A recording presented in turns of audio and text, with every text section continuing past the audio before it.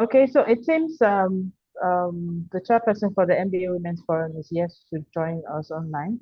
I'd like to call the head of the membership committee to just give us an opening remarks. No other but Mrs. Sukochi Agala, to just give a brief opening remark before we proceed. Thank you.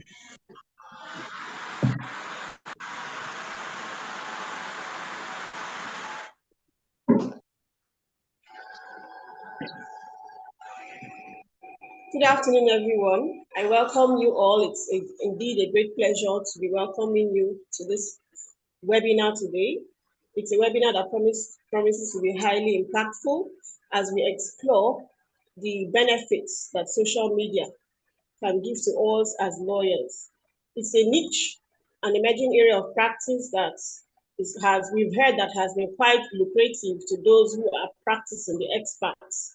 Luckily, we have some of them here as speakers. We've got Inyobong Arin Pepple, who coincidentally happens to be our secretary in the forum. We also have an author who has researched and written on social media law. We also have the practitioners who are also lawyers. So indeed, I encourage you all to sit back, relax. If you need to jot down, please do, and learn all you can learn. MBA Women's Forum, we're all for the success of female lawyers. So welcome on board. Thank you. All right. Thank you so much, Mrs. Agala, for the opening remarks. So next, we're going to have a keynote address, and the keynote address is going to be delivered by someone who was called to the Nigerian bar in 2001. She's a commercial and corporate lawyer who has a stint for family law. She's the head of practice at Peacemaker LC. She's also the National Secretary of the MBA Women's Forum. She's a digital law practitioner who uses social media for influence, visibility, and profitability. She gives her audience of over 28,000 followers access to legal information through the use of social media. Our keynote speaker is a social media expert whose work has significantly contributed to our understanding of legal issues in the digital realm. Please join me in welcoming Mrs. Inyobong Irene Pepple to deliver her keynote speech to set the tone for this webinar. Okay, ladies and gentlemen, distinguished colleagues, members of the MBA Women's Forum and esteemed guests, everyone on this call. It is an honor to speak to you today on a topic of growing significance in our profession. Social media law, or should I just say, leveraging social media for legal practice and enhancing career and managing professional reputations is something that every lawyer should take a hold of. Social media has become an integral part of our daily lives, and its influence on our legal profession cannot be overstated. I know that Mr. AB will speak on the social media law itself. So what I'm going to do today is talk about why we should leverage social media for legal practice, how we can enhance our careers, manage professional reputations with social media. So social media has become an integral part of our daily lives, and its influence, like I said, cannot be overemphasized. For networking, client engagement, legal research, and marketing, social media offers a myriad of opportunities for legal professionals. However, it also presents unique challenges. And today I will discuss how we can harness the power of social media and to enhance our careers and manage our professional reputations. And I'll be focusing on the Nigerian legal context. So let's talk about the power of social media in legal practice. Social media platforms like LinkedIn, Twitter, Facebook, and Instagram has revolutionized the way we communicate and share information. For legal professionals, these platforms provide an invaluable tool for one, networking and professional connections. If you're on LinkedIn, on Instagram, Facebook, these platforms are essential for building professional networks. By connecting with other legal professionals, you get, in fact, potential clients, industry leaders, you can expand your reach and your influence. For instance, if you join LinkedIn groups related to Nigerian law, it can provide you for opportunities for discussion, knowledge sharing, collaboration, and visibility, right? So that's one way for networking and professional connection. Of course, Twitter.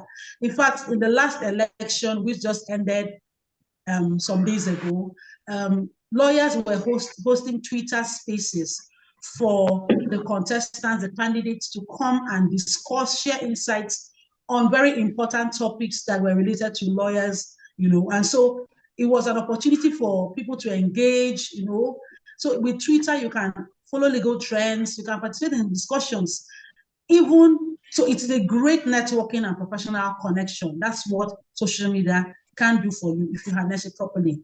Of course, client engagement and marketing.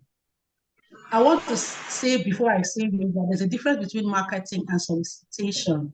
The rules of professional conduct stands against solicitation, which says, I am Mrs. Inyobong Irene Purple. My chamber is Peacemakers. We are the best in family law practice. These are my numbers. Come to me if you need anything on family law. I am your shop plug. That is clear solicitation. But client engagement and marketing is different because one of the ways of doing this is sharing informative content. How do I do this? Maybe legal tips, updates on relevant laws. This can attract followers and also establish you as an authority in the field. For instance, let's say I'm a family law practitioner and I might share posts on maybe family, child custody laws in Nigeria, the different laws, if there are updates, or cases, especially reported cases, are very particular because you have to be careful with privacy laws. Reported cases, this is going to attract clients to you who need these services because you have positioned yourself as the expert. So I am indirectly marketing. I am not saying, come to me, I'm the best in family law practice. I am telling you the things that I've gone through. I am telling you what the law says. So if you need anyone in that practice, I'll be the first name that will come to your head. Oh, Mrs. Purple has been sharing on family law and adoption, child custody laws. And maybe she may have an idea of how I can go about this. So that is how, it can be done. Then, therefore, maybe blogs and vlogs. You can create a blog or a vlog where you discuss legal issues and provide advice on position you as an expert. But you have to be very careful that you don't directly provide legal advice. Of course, you have to state that whatever you're saying in your blog is not direct legal advice, that everyone who wants to, is listening to you must see a professional, right? So you must put those things in place. So another thing how you can harness social media is legal research and staying informed. Social media groups give you, and forums, online forums, give you an opportunity to stay updated on legal developments, like Facebook groups like Lawyers in Nigeria. If you join them, some of those groups bring up issues that are relevant. So you can have access to discussions, recent case law and legislative changes. Some people even ask for case law on those platforms that they're provided for. So I think it's something that we can use to harness our own practice. And then for following legal influencers, the influencers who influence, for legal, the legal influencers, and by following them, you can gain insights into emerging trends.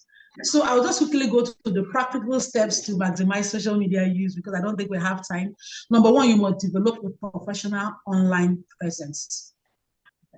You must have a presence online. I know many lawyers will say, I'm busy, I don't have the time, but for you to harness social media, you must have a presence. You must ensure that your profile information is consistent across the platforms. Let's say you're using Facebook, Instagram, and maybe LinkedIn. So if you're a lawyer across, please don't be a dress seller on Instagram and be a lawyer on Facebook and be a professional on LinkedIn. Because if anybody tries to call up your information, they will find out that maybe you're not that serious. I mean, you can't be selling dresses on this one. There's nothing wrong with selling dresses into the career you've chosen. But basically, you cannot be doing that and law practice at the same time, especially if it's not compatible with legal practice. Another thing you can do is your content strategy. You must have a strategy. And I always advise lawyers, get a content calendar. What are you going to share? I'm on social media is like a street. Social media is like a place where, like, your office is on the street. There are many other offices on that same street. So what can I do to make my own office noticeable? How can people see me more? So by having a strategy and having the right content, and then talking about content, you need to ask yourself, who am I on social media for? If I'm just here for visibility, then the strategy you will use will be different. If I'm here for client acquisition, my strategy will also be different. If I'm here just for publicity for the general public, I want to give out information about general public, I just want to help people, your strategy will also be different. So you need to look at all that. And then again, engage actively. Some people say you're always on Facebook, but funny, if I'm deciding that I'm using social media to enhance my practice, you have to have required time on social media to be able to engage with people actively. We're not talking about just giving them information about laws. There's something we call edutain. You educate and entertain. You must have a human face on your social media pages. You can just be that you're just educating. People just this is very traditional about education. So you must have at least consistency in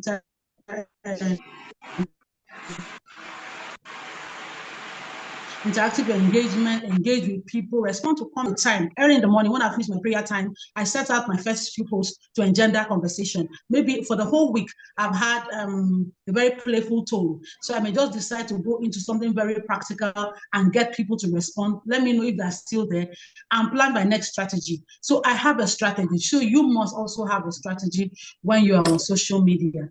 Of course, ethical considerations. Please, lawyers, adhere to ethical guidelines. Do not share client information without permission. That is data breach. So you cannot do that. So you can't come and just share confidential information just to make a name. No, you shouldn't do that.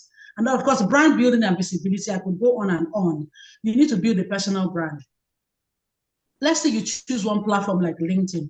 Who do you want to be known as? Are you a corporate lawyer? Are you into litigation? You need to build a brand that people can relate to, people can respond to. For instance, law firms like Bango and Ighodalo, they actually have on Twitter, they have a place, I think they use Twitter to engage with their audience.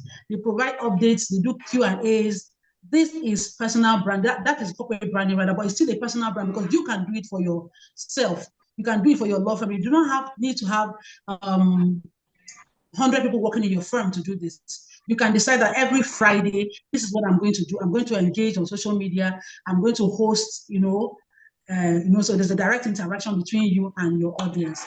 Of course, like I said, educational outreach. You can't go wrong with that. People that you educate will always seek you as priority. If I educate you on the divorce laws in Nigeria or what it means to the different ways, different divorce ways, traditional marriages and all that, people are bound to come to me first when they have any such issues. And of course, I will direct them if I do not think it's something I can do. But what I'm trying to say is that you can use social media for visibility, for influence, or profitability, and it all depends on you. So what should you do? What should you do? I'm just starting out. What are the action points? Number one, you need to keep your profile updated. You need a profile. People say, I'm a very private person, but you want money from the public. The public, social media is the street. They are your audience. They are the ones who are your clients, are all potential clients. I agree that you may not have everyone as your client, but if you don't put out posts, people will never know your capability. So you must keep your profile updated. How do you manage this? Please, if you're on Facebook or any social media platform, please do not put the face of a dog for your pictures, because people are going to be looking out for you and they're like, who is this person? So no matter how much you post on your page, you don't look interesting because you're not actually showing your face. People don't know who you are. They cannot reckon with you. And then again, another thing you should do is consistency. You need to be consistent. There's some people who do this. They post once maybe in 6 months and come back. Who missed me? For Christ's sakes, everyone has moved on. You need to be visible and consistent. You can decide that it's only once you post in a week. That's enough. You don't need to sleep on social media. But that once a week, that's your Friday you have determined. Every Friday you show up and drop something that will engender conversation and let people know that your authority and area that you have chosen. Another thing you should do is reputation monitoring. Please, you have to monitor your reputation using Google. You can check and monitor your reputation. You must address negative feedback because some people just come and even smear that on people. So you have to look at all that. And then what do I recommend for you when you're using social media? Please maintain professional boundaries, like I said before. It's not everything that should be on social media. You must maintain those boundaries. And then secondly, educate yourself continually. Please do not come and give people stale laws. We don't make us inbox here and say, please, that law has, that law is no longer, that information, you have to be careful. So you update yourself continuously and all that. So in conclusion, what I want to say is that social media is a powerful tool and it can significantly, impact your practice. But the question is, are you using it effectively and responsibly? Are you looking at the rules of professional conduct? Are you just soliciting? Maybe you're soliciting for clients. Do you understand the ways to go about it? This is what I believe that everyone here should think about. So by building an online presence, engaging with the audience, adhering to the ethical guidelines, you can leverage social media to advance your career and maintain a positive professional reputation. So thank you very much. Thank you. Thank you so much, Mrs. Pepple, for that enlightening address. Now, okay, I see that our chief host joined in while Mrs. Pepple was speaking. I would like to give our chief host a few minutes to give her opening remarks. I know we started already, but to give an opening remark, we cannot have this event without our chairperson, Mrs. Chinyere Okorota. So it would be really great to hear from her before we proceed. Thank you. Welcome, Mrs. Okorota. Thank you. Hello, ladies. How is everybody doing? I am sorry. I joined a little bit late. I'm somewhere in Asia and attending a conference, and I had a spillover to this one. So I needed to tidy up what I was doing before joining. But I'm delighted to be here. I'm delighted that we are here to look into a really interesting topic being put together by the membership committee of the Nigeria Bar Association Women Forum. So you know how I like to roll. Drop me a line in there if you're happy to be here. Tell me where you're dialing in from. Where are you joining us from? Put it in the chat box. Let's meet ourselves. If you've done this already, please forgive me. I came late to the party. So where are you coming in from? I am really happy to be here. You see, this social media space and the digital world is what has made it possible for me to be here today. I am in Indonesia, but I'm here with you in wherever you choose to be. Ugochi is somewhere, the head of the committee. Mrs. Pepple, who just gave that fantastic presentation, is somewhere else. Look at that, Ebonyi State. Lagos is here. Ikeja is here. Put in where you're dialing in from in the chat, ladies. Let's just appreciate how important this virtual space is and what we can do with it to enhance our connectivity, our networking capabilities, even enhance the promotion of our personal brands. Put in where you're joining from, not just the greeting. You can just put the state or the town or the country where you are joining us from. The NBA Women's Forum is all about connectivity. We're all about networking. We're all about empowering the Nigerian female lawyer for success. And how do we do this? We do this by holding programs like this that connect us to one another.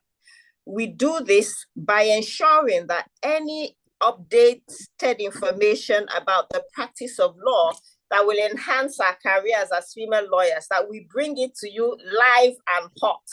And we all know, hello, Monica from Port Harcourt, and we all know that the social media space is one where people are really, really trying to find out what works and what doesn't work, what they should be doing and what they shouldn't be doing. And because law is such a, I like to say law is a jealous career or a jealous profession, and we're highly conservative. Not too long ago, it was a taboo for a lawyer to be found in the social media space, because all you used to hear is that lawyers are not supposed to advertise, you understand, and all that. And so we were restricted, a little bit hesitant in putting ourselves out there. But I see that as some sort of a contrast, because the very foundation of law is to come out in public and advocate for another person. And so you are always in the public eye. But we were in the public eye physically and not virtually. So what we're trying to discuss here today is basically, how do you take that your role as an advocate for a topic, for something you're passionate about on behalf of your client, and not only do it in the physical space, but also in the virtual space, specifically social media. How can you use social media responsibly without breaking any rules of professional ethics? How can you present yourself in social media in such a way that it will enhance yourself in your personal capacity, as well as the organization that you represent, and actually lead to career success? And Mrs. Pepple touched on a lot of these points. I'm not going to go over them, but you guys know, I shouldn't be saying guys, really. I should speak a little bit more legalese, but you all know, if you know anything about me, you will know that I have a very, very strong social media presence. I'm on Instagram, I am on Facebook, I'm on LinkedIn, I have a TikTok account, and what's that new one, Threads? I'm there. Facebook, I mean, way back when, yes. But I got to a place where I recognized that it's important to scale, to use the possibilities that the social media or the digital media space allows me as a person to be able to bring out a message that I have and share that message with many people at the same time. And so social media allows me to do that, such that I have built a brand around what I have to offer. So if you mention Chinyo Okorocha, apart from the fact that I'm an intellectual property lawyer and known for that area of the law, I'm also known as a career growth coach, if you want to call it. And I always offer tips about career growth, particularly for women and female lawyers, because I feel we need to find our voice. But there are dangers to using social media. And as a lawyer, one has to be very conscious of the fact that we have to be sure that we are not advertising, in quotes, when we are on social media. We're not talking down on anybody else. We're not saying we're the best thing since a bag of chips, so to speak. But one thing I try to do is that I try to have a message, and that's the whole essence. Have a message and then tell your story. As a lawyer, you can responsibly tell your story on social media in such a way that it empowers other people. And so if I went to a conference, I would say, this is the conference I went to, and this is what I learned there. I'm not selling, this is Chinyo Okorocha, the best IP lawyer in Nigeria. That's not what I'm saying. But if by reason of the information that I put out there and the visibility that I create on that space, that you feel as a would-be client that, I would like to see whether this person can help me. Or if I choose a niche area in the law, intellectual property for me, and I do a series of in intellectual property law, teaching what I know about IP law on social media, make it a podcast, or have a weekly series or a monthly series on LinkedIn. I put out thought leadership on intellectual property law, and it captures the heart of clients or would-be clients. They will see it and say, this person seems to know what she's talking about. Let me give her the work. That's how to use social media responsibly without breaching any rules of professional ethics. Because what I'm doing is I'm sharing my knowledge publicly.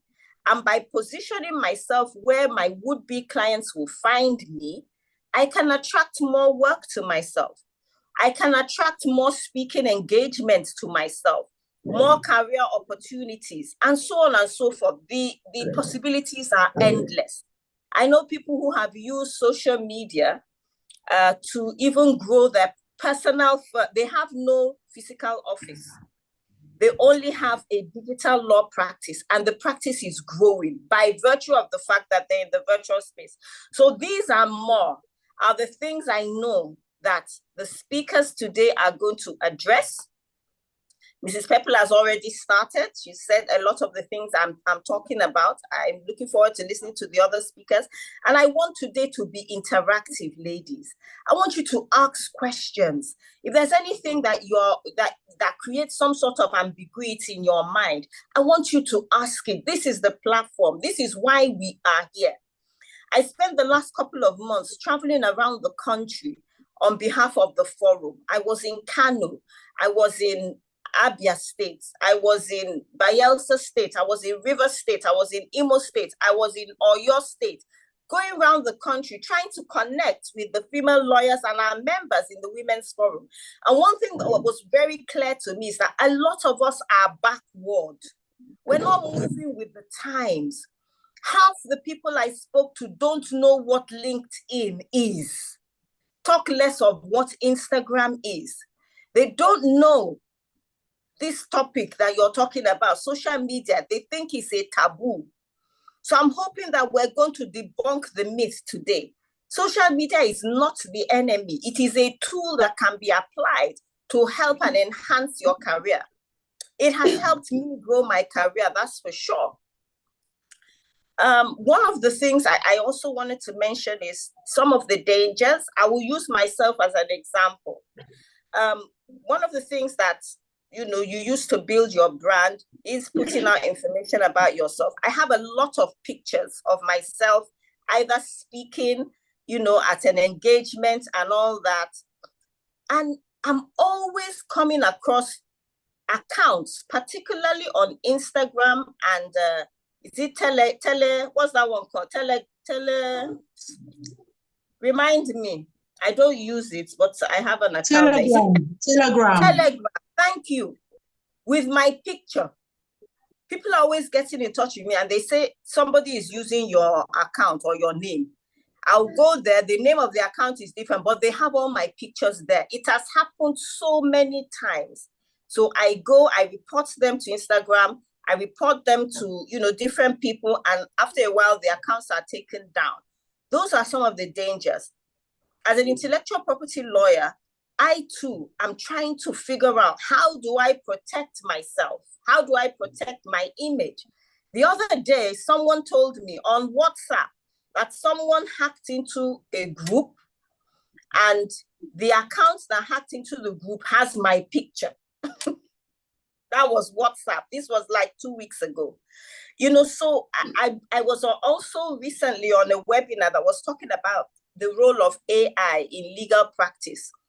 The possibilities, the opportunities, and the threats. And so we're in a very dangerous place in the world today, with artificial intelligence playing a very crucial role in how the world functions. So those are some of the dangers, because if you find yourself in the public domain, you must take additional steps to ensure that you have at least one authentic account. So I make sure my Instagram account is now verified. So anybody who sees my picture anywhere else, without the blue tick, will know that it's not me. And I'm putting out media to say, guys, be careful. Do you understand? People may be using my pictures, but it's not me. It's not my account. So before I go, not to take over the discussions of the day, I just want to enjoin anybody here who is not a member of the MBA Women Forum to please join us. I mean, we've been having so many webinars through our different committees.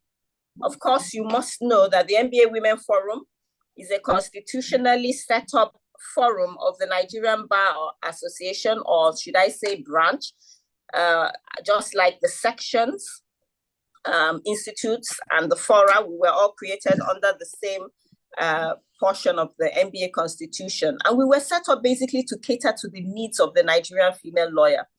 We have a branch in the 36 states of the Federation, where we have a state lead, and then we have a branch facilitator in the 125 branches of the MBA. And so you will find us nationwide. You will also notice that we have committees. We're structured around committees. We have 11 committees. And if you want to join any of these committees, you just, indicate, and join in the activities. The MBA Women's Forum is open to anybody who is a female lawyer in Nigeria. It's free if you're 0 to 5 years, and it's just 5,000 naira from the 6th year and above. At the AGM this year, that is the annual general meeting, or let's say the MBA annual general conference, we'll be having our AGM, our statutory yearly meeting. And there, we're also going to be having a really big event where we give out awards to those who have done well in the year. We'll be saying goodbye to some of our leaders in that event. If you're a leader in the MBA Women's Forum, you can't afford to miss it. We'll be giving out prizes, we'll be giving out gifts. We're going to have a really good time in the MBA annual conference this year, which is holding in Lagos. So if you didn't plan to attend, please, please, please plan to attend. I will be there to welcome you all. So I will not end without commending the membership committee, Ugochi Agala, and your entire team for putting together this series. I think you had a webinar, was it 2 weeks ago? You have this one. I know you have another one coming up soon. So I am really enjoying this series. Keep up the great work. Ladies and gentlemen, thank you once again for joining. And I'm looking forward to these interesting conversations. Thank you. Thank you so much. Thank you so much, our chairperson, Mr. Chinyere Okorocha, for those very inspiring words. So since we have already taken the keynote speech remarks, I would like for us to dive into the discussion for the day, the panel discussion. And here we're going to hear from two distinguished professionals who bring unique perspective on social media law. So allow me now to introduce our panelists. Our first panelist is Mr. Eno Robert, who is an author of Social Media Law. Mr. Robert is a distinguished Nigerian lawyer specializing in information technology and social media law. He's called to the Nigerian Bar. He provides legal consultation and drafting services for international organizations on issues like cloud clauses, app development, and social media agreements. Ebi has authored numerous papers on digital assets, social media content law, cyberspace law, and digital rights. And he has presented at prestigious conferences such as Bileta and SLSA. He's also a speculative fiction writer and a member of various professional bodies, including the Nigerian Bar Association, of course, and the British Science Fiction Writers Association. Mr. Ebi's scholarly work is published in high-ranking journals and widely cited on academic platforms. He holds key advisory roles in several organizations and is also a fellow of the World Institute of Peace, for Peace, rather. This is a very rich biography. Our second panelist is no other but Kindness Dogara Arung. She is the founder of Bees Reg. Kindness Dogara Arung is a business and intellectual property lawyer and she educates young Nigerian entrepreneurs and founders on the importance of creating legal protection strategies for their brands. Her main focus is creating awareness among the Nigerian founders and creators of the existence and availability of legal protection for their brands and creative innovation whilst rendering her professional services to ensure they gain access to these protections. She has done this and more in the past 5 years through the use of social media. So each of the panelists will share their insights, followed by question and answer sessions, where during that session, all these questions will be addressed. So while the panelists are speaking, if you have questions, kindly drop them in the Q&A chat box, and my co-moderator, Ogechi Wodike, will get to it when it comes to the question and answer session. So let's begin. Mr. Eno Roberts, Mr. Ebby Roberts, sorry. Your book on social media has been widely acclaimed amongst legal professionals, especially those that want to delve into social media law practice and just gain more knowledge on social media practice as a legal practitioner in Nigeria. Can you share with us the key themes of your book and what inspired you to write it? Okay. Can you hear me, please? Yes, please go ahead. Okay. Thank you very much for having me here to share my thoughts and or ideas on the book Social Media Law. I'm really grateful for the opportunity because it's not an opportunity that easily comes by, Indeed, I wrote the book Social Media Law, and the reason why I did that is because I believe that the legal community is actually advancing. We are not just in one place, we are moving from one place to the other or from one spot to the other. And as we improve in our legal practice, there is also need for us to identify, emerging areas of law. There are a lot of, areas of law out there that people are here to actually explore. And I feel that the social media law is also one of those areas that people are really yet to look at. Social media law itself ordinarily is a branch of information technology law, because social media platforms are actually information technology inventions or innovations. So like I said earlier, the reason why I had to venture into this area is not just because I have the passion for information technology, but to also, make lawyers understand or identify these very important areas that they can actually, carve a niche for themselves or being their interest on or in. So this is actually the philosophy behind my writing, this book. So I'll just quickly share one or two things about, this book. Then, so that I believe that by the time I'm done, those who, of course, may be interested would, of course, pick, one or two areas or practice products that, social media law has actually given birth to. So let me start this way. What is information? Okay, so as we know, information in brief is basically the facts about a thing. It actually has to do with, the material fact about something, a knowledge. Everything about our life is about information. So we're having this webinar now, we are all talking, we are communicating, and we're sharing information. All of the speakers that spoke before me, said one or two things, and everything they said, are about facts. And they also shared information to us. And here I am also talking to you guys, and I'm also sharing information. So every single thing I said with word of the mouth or by parole, actually, is a material or a materials of facts or sets of facts. That's just a simple truth about the matter. So when we talk about information, we're also talking about content, because when we talk about material is content. Content as a word is not just limited to what you post on social media. Content is about the material you give, the the information in that very thing you're giving out is the content itself. So content and information can be used interchangeably. Now, every information must be communicated. That's a fact. Like I said, life is about information. We are talking about human rights today. How do you know you have those rights? It's because you were informed. That information was communicated to you. So without you being informed, you cannot know that you have, those details as a person, and the need for you to know those things.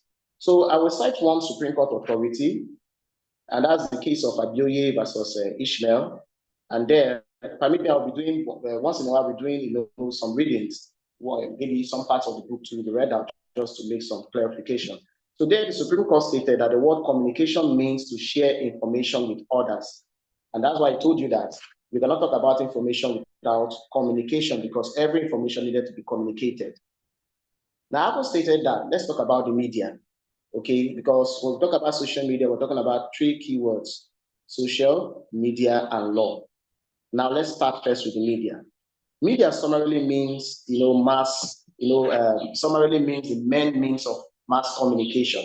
So when you talk about the media, you're talking about communicating to a group of people, or, en masse. You're reaching out to them. You're not just talking to one person. It's not a private discussion. You're communicating to many people, plenty of people. That's what mass communication is about.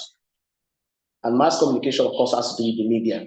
And of course, we have different forms of media. We have the print media, we have the broadcast media, and of course, we also have the internet. So what's the internet? I know some of us already have an idea of what the internet is all about. Now, this takes us to the next conversation, which is information technology. We always hear the term or the concept information technology. What is information technology?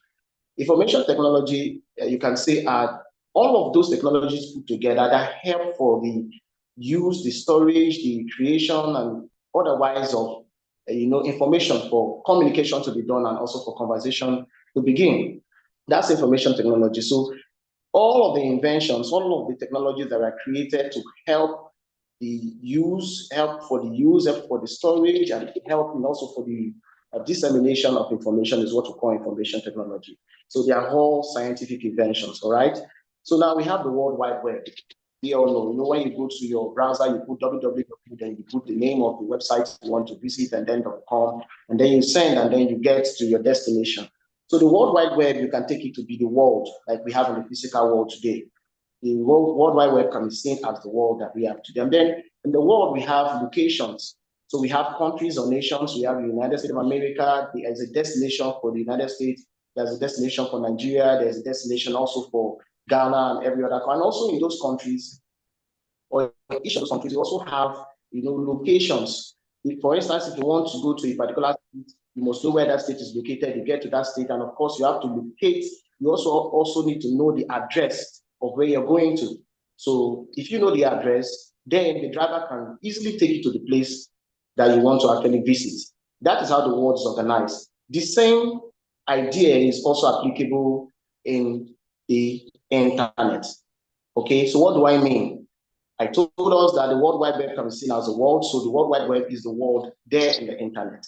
And then, of course, we have locations, we have websites. Websites are like houses, are like houses or locations where you get information. So the internet is about information. There is no website that you visit today that is not giving you an information about something. If the website is the website of a company, when you visit that website, you'll be informed about that. Every detail about that company is there. At least some of the details are there, if not all of them. If you visit, let's say, the website of a law firm, you'll get informed about that law firm. And that's what I'm telling us, that everything about the internet is about what? Information. Now, the web, you can say, has evolved largely. Okay, so we started first with what we call the Web 1.0, and the Web 1.0 is what we describe as the read. So we're talking about a stage of the evolution of internet where people just go online and then get information, but they are not given the opportunity to contribute. They cannot generate their own information, or if they have an information to share, they are not expected to, or they cannot, disseminate or give other information. They just go read the information that is there on the internet or on the website, and then they go their way. So the Web 1.0 is known as what we call the read-only web. I repeat, read-only web. Then we have the Web 2.0, which is known as what? the read and write web. Read and write web. So what does that mean? Of course, it's self-explanatory. You do not just go to the internet or visit a website or a location in the internet and get an information. No, but you're also given the opportunity to also what? Generate your own content, share your own content, share your own information, and give it out and get people to also what? Engage your content or engage your information. And that is why the social media inventions can be classified under what we call the read and write web. Now, read, of course, has to do with you consuming the information that is already there. Don't just limit read to just being, using the pen to write. No, that's not necessarily what it means in this context. Read means you can go to the website and then you get the information, you consume it.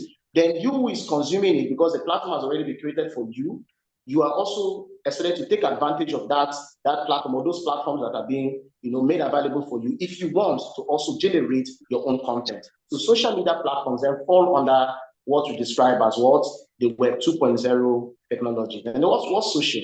Because I told us that for us to understand what social media law is all about, we must first understand what social means, what media is, and then what law is. I've explained to us what media is about. Social ordinarily as a term means the society. It's an adjective that means the society. Each time you hear the term or the concept social, we're talking about the society. Or you can say a community of people. So we're not talking about something about two persons just in the room. We're talking about something that is open to everybody. Okay, that's what social is all about. So when we talk about social media, of course, that should make you understand that since social is about the society, then social media is that media or those platforms, that gives the society the opportunity to be able to what? Get information. They get information in such a way that people are able to communicate to them. Everybody put together get this information, and the society is also giving the opportunity, or this community of people is also giving the opportunity to be able to also share their own content if they have any that they want to share out. You get, so that's what the social media is all about. Now there are different definitions that I'm giving about the social media and all of that, but because of limited time, I may not delve into giving us these various definitions. But let's look at the forms of social media today. If you ask anybody, mention one form of social media, the first thing that the person will say is Facebook. I don't know if you can hear me, please, so that let it not be as if I'm talking just to myself. Are you there, please? Yes, loud and clear. I can hear you. I hope others can hear. Yeah, thank you. All right. When we talk about forms of social media, if you ask anybody today, mention one form of social media, the first thing I believe the person will say is Facebook, Twitter. No, Twitter is not a form of social media. Facebook is not a form of social media. Neither is Telegram or any other social media platform out there. Those are simply platforms that can be classified under the forms, maybe one or two or even more of the forms of social media out there. So what are the forms of social media? We have different classifications. So permit me to just briefly read that, just get to educate us a little bit on that before we go further. I will read it out just as I stated it here in my book. So forms, page 29.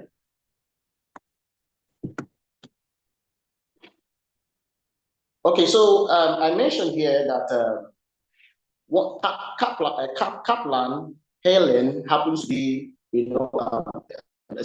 authors that should I say one of the first set of authors that did the classification of forms of social media. So what did they do? They classify social media into 6 forms. Okay, they are one, the collaborative projects. Then, of course, an example of the collaborative project is what for instance, Wikipedia. Wikipedia is a form of social media. A lot of persons may not know, but it's a collaborative project. Wikipedia is not the only form of wiki we have there. We have other forms of wiki as well. Then blogs and microblogs. Blog is a form of social media. Blog is a form of social media, or microblogs. And then we have Twitter as an example of a social media platform that falls under the form of social media we call microblog. Then we have content communities. A good example of content community is YouTube.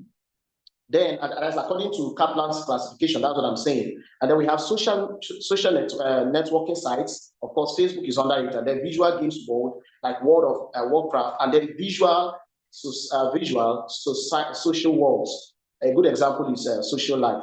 Then we have a regulation in Nigeria though it's limited, but it was issued or made by the National Information Technology Development Agency. And that regulation, of course, is what we know as a framework and guidelines for the use of social media platforms in public institutions.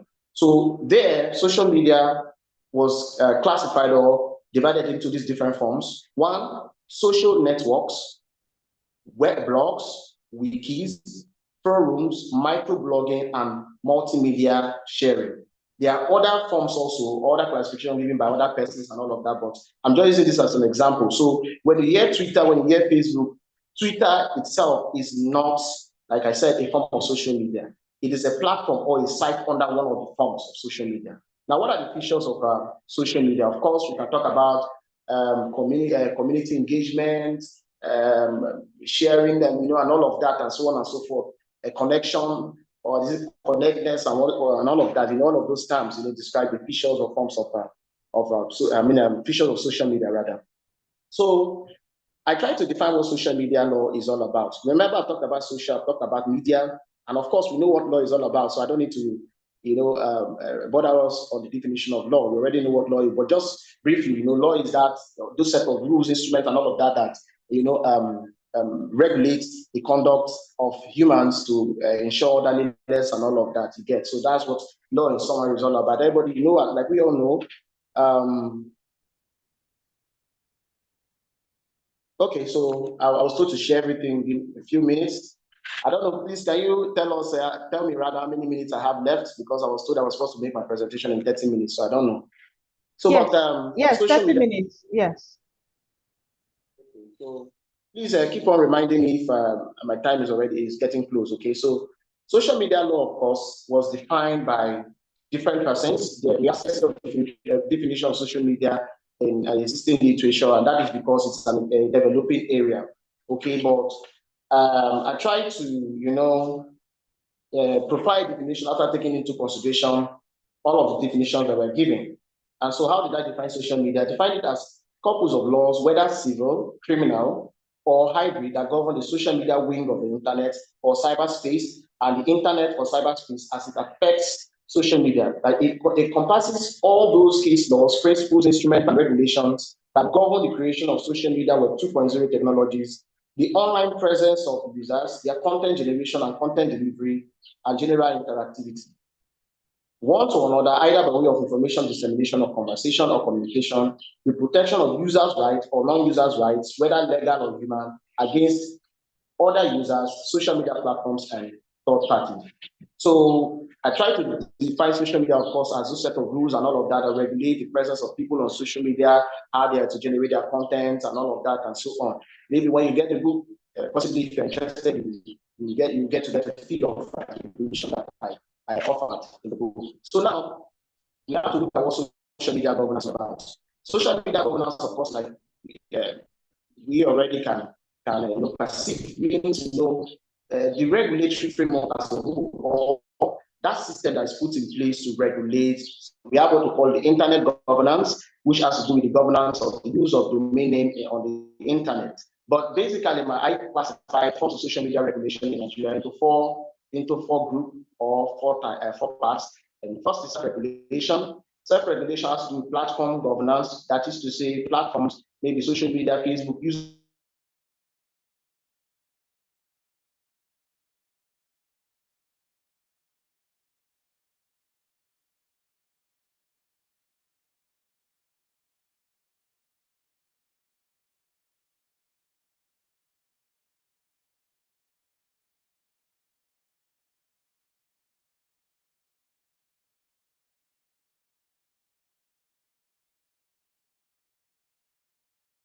already been put in place to meet to the demands of social media, the foundation of social media, social media. What simply happened was that courts, people, litigants, and all of that had to rely on laws that are already there in place to regulate the activities of people on social media. All of these laws put together make up what we call traditional regulations. We talk about the criminal code.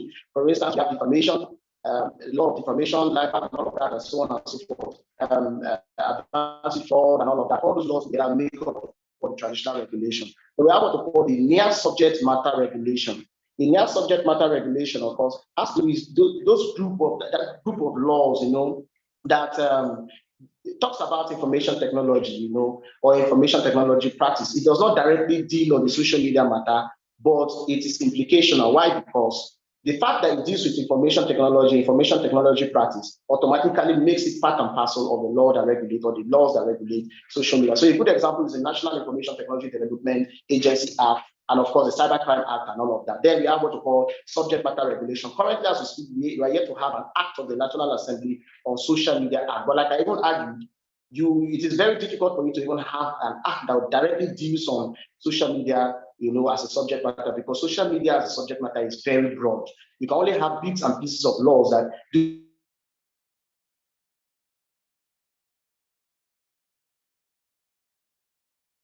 which is the body that is given the responsibility to regulate information technology practice, you know, did a law, a subsidiary legislation, or issued a subsidiary legislation pursuant to these powers under the NIDA Act to, you know, make a law that we call the NIDA Code of Practice. And that NIDA Code of Practice, of course, make mention of different things like content regulation and all of that, you know, the kind of content expected to post, how you have to post them and all of that, obligations of platforms and all of that. So let's quickly run through what I titled registration of social media platforms. So social media platforms do not just come into being just like that. Facebook, for instance, passed through a process. For instance, we have what we call social media name registration, because every social media platform has a name. Facebook is the name of platform called Facebook. We have Twitter and all of that. How were they registered? Because if you go to the website, you type www.facebook.com, it directly takes you to where Facebook is located. All the persons there and all of that, you engage with them and so on. So Facebook is the name. How do you register that name called Facebook? Now, I told us before that we have what we call internet governance. Internet governance has to do with the registration of domain name. Every name you see on the internet is known as a domain name. How do you register it? In Nigeria, we have a system in place for the registration of domain name, especially if your domain name is expected to have what we call the country code, NG. So sometimes you see some websites that goes like www. Let's say, for instance, nba.com.ng.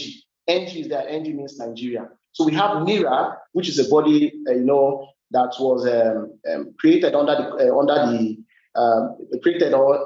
should I say, registered with the Corporate Affairs Commission, and that body works directly with NIDA for the regulation or registration of domain name with the country code NG. So if you are creating a social media platform or you want to register a blog or anything, you can make use of the country code domain name, you know, by registering through NIDA, and they have NIRA rather, and they have the registrars and all of that, people that have the responsibility to do so. It's a whole lot of process.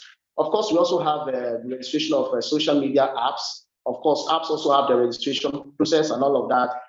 For instance, if you want to, you developed an app and you want to, a social media app, and you want to launch it in let's say Apple Play Store and all of that, there are processes also. We can read it up and then know how you're expected to do that. And then we also have social media trademark registration, because every social media platform has a trade name. Of course, a good lot of them. Facebook already has a trade name. For instance, FB is a the trademark for Facebook. Okay, so of course, how do you register a trademark? Madame spoke earlier that she's an intellectual property lawyer. Of course, she knows the process. So the same process that is applicable for the registration of every other trademark is what is also applicable for the registration of social media trademark. And of course, we also have social media patents, because we have products that people have invented that helps for the functioning, the quick functioning and well functioning of social media platforms. So the registration process of patent, as it is even in Nigeria, is also applicable also in registering social media patents. They will also have what we call large service platform registration. If you look at the NIDA Code of Practice, the NIDA Code of Practice expressly mentions how you're expected to register a service platform, a social media platform that is considered a large service platform. And of course, under the law, if you have up to 1 million registered users, you are recognized under the law as a large service platform and a large service platform. So we have these laws already in place. It's a subsidiary legislation, by the way, but many persons out there do not know that such law actually exists. Now, use of social media, briefly, let me just round off because of time. Use of social media for legal practitioners. The speakers have already tried to enlighten us a bit about how you can use social media platform as a lawyer for, you know, and then the ethical considerations and all of that. But I come to understand also that a lot of persons mistake, you know, the application of social media to law to mean the application of law to social media. They're not one and the same. So let's differentiate one thing first. First thing first, rather, the application of law to the application of information technology to law. By the way, the application of information technology to law, is a broader place where we have the application of social media to law as part and parcel of. So what do I mean? Let's talk a little about the application of IT to law. That's what a lot of them have spoken about. We have e-reporting, for instance, e-law reporting. Today we have e-service. You can start your process electronically. You can also file electronically. All of these are the application of information technology to law. If that is not social media law. We also have application of social media law. Social media rather to law. The application of social media to law. This takes us to how you can use social media to enhance the practice of the law, and also how you can use social media, for the legal profession. We talk about blogging and all of that, blogging, a legal blogging, a lawyer can have a legal blog, make posts and all of that. You can talk about your professional service and all of that. This is the application of social media to law. It is not the same with what we call the application of law to social media. We'll talk about the application of law to social media. We're talking about the regulation of social media, and this is where we have social media law now. I've told you about self-regulation. I've told you about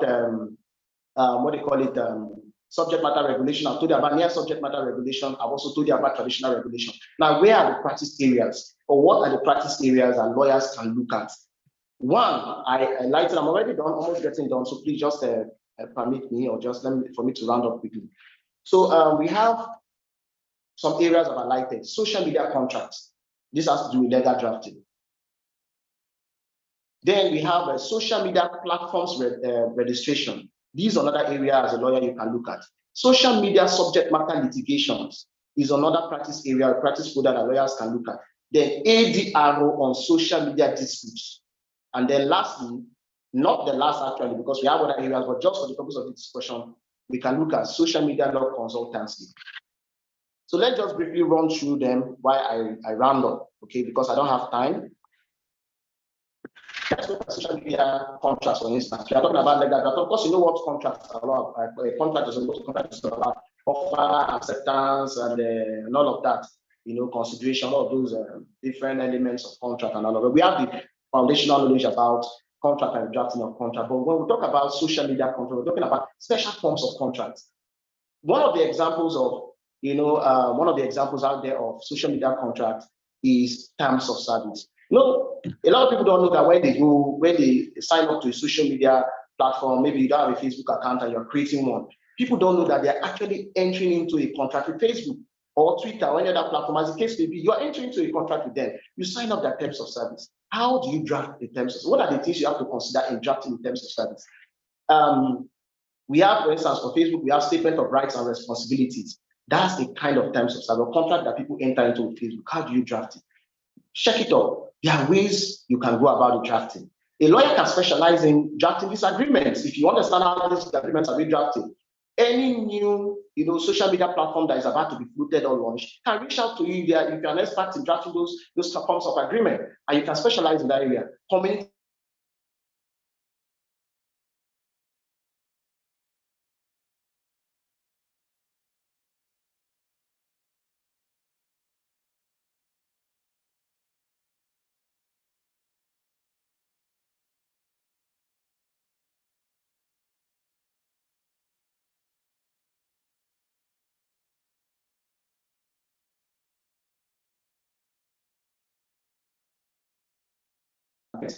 revenue sharing agreements, as well as licensing agreements and so on.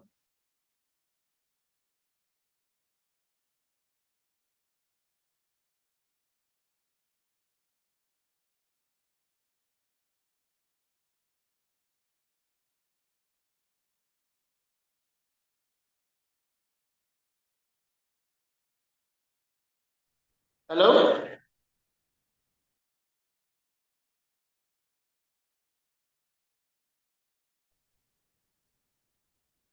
Hello?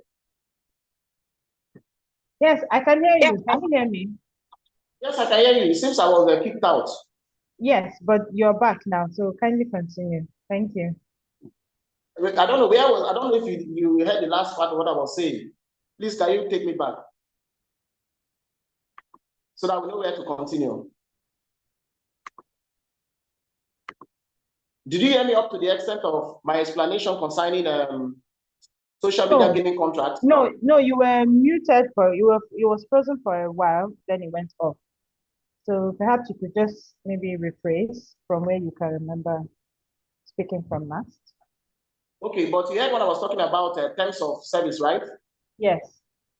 Okay, good. So I made mention of community guidelines, drafting this kind of agreements, privacy policies, boilerplate, there's what they call boilerplate terms as well, and all of that. You know, I also talked about social media gaming contracts, okay, development agreements, distribution agreements, and all of that. You learn how to draft these are different forms of agreement, and your services may be needed if you're an expert in all of that. Then you also have other forms of agreement as well, for other forms of agreement like influencers.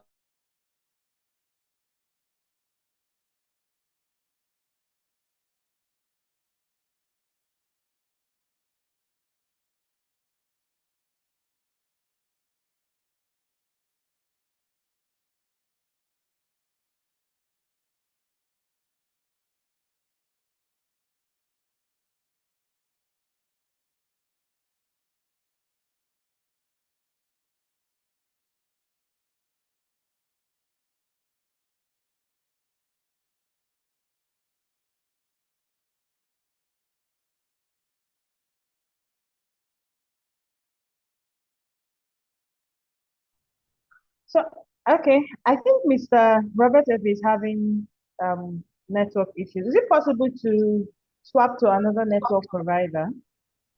Yes, can you hear me now? Yes, I can hear you. Let me do that immediately and see if it will work for me. Okay. Good. Sorry about that. I'm almost rounding up. I'm almost done. Okay. Please let's give Mr. Ebi a few minutes to switch to another network provider so he can communicate clearly his final points.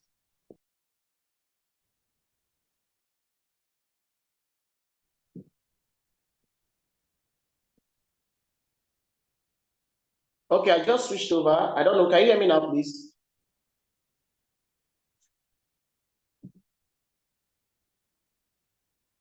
Hello, can you hear me?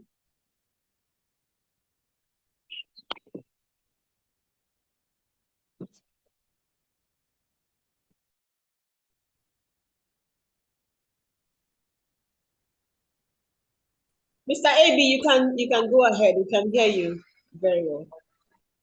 All right. So I talked about different forms of contracts, and then let's go straight to influencers agreement, for instance. Influencers agreement also is another that you can draft. You help influence somebody's product or services and all of that. Somebody has engaged. Well, there are clauses or terms that you have to consider in drafting such an agreement. What are those things? You have to look them up. You have to understand the right, as well as the laws that are applicable in advertising a product, because we have what to call we have what to call the I think the law on advertisement currently. It was I think is the Advertisement Regulatory Council of Nigeria also. Before it was a practitioner's law, but now it is. Currently, the argument is that this law that is in place now makes provision for digital advertisement and all of that. So you have to look at the laws that are applicable, the rights and liabilities of influencers is influencing or the advertisement of his product and all of that. Remember that causes of action that are identified also there. For instance, negligence, false advertisement. If somebody, an influencer, influences a product and that product is actually not genuine, how do you institute the action? These are some of the things that you have to look at. So clauses on negligence, liability rights, and all of that are things you have to look at, in drafting such agreement. Then we also have consent, data consent contracts, because social media is about the sharing of data and all of that. What are the laws applicable, and all of that? You have to look them up. They also have social media consultancy agreement. You can be a social media lawyer expert and you just give, advice to people, consultancy, advice and all of that to people who need your service. without necessarily going to court. So that's also another aspect that we can look at. And then also we have social media cookies agreement. We have what we call social media cookies. Cookies are out there. When you go to the website, it will tell you accept cookies. You accept partially. What are those cookies? What do they stand for? Okay. Then if you want to draft an agreement for it to be hosted on a social media website or any other website, how do you draft those agreements? So social media cookies agreement are out there as well as cybersecurity agreements and all of that. Because social media, we have a very strong cybersecurity measure that is put in place for a social media platform to operate very well. So things you have to note, I mentioned that you must know the relevant terms, the jargons applicable, specific clauses, rights and liabilities, and the applicable laws to be able to draft these contracts very well. Now, lastly, I talked about social media platforms registration. What are you going to look at? Domain name registration practice. As a lawyer, you can venture into the registration of domain name, okay, and give services also in that aspect. Then we have the trademark practice as well for social media platforms. But you can venture into the aspect of the social media name registration. Then, of course, social media registration and large service platform registration. And lastly, we have to look at social media subject matter litigation. You are representing a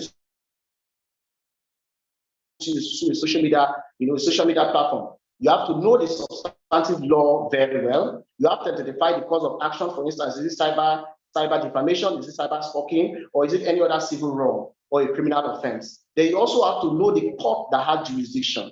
In fact, as we speak currently now, there are laws in place. There are case laws that are now being developed, even by the Court of Appeal, talking about the issue of jurisdiction. The issue of jurisdiction, how do you institute a defamation suit against somebody? For instance, I post a defamatory statement online against Mr. A, and Mr. A receives it at, let's say, in Lagos, and I post it, and he receives it there in Lagos. And then another person, let's say in the US, or let's say in Ingu, that knows it. What is the court that has the jurisdiction? These are some of the things you have to look at. Select your parties carefully, because you don't just sue.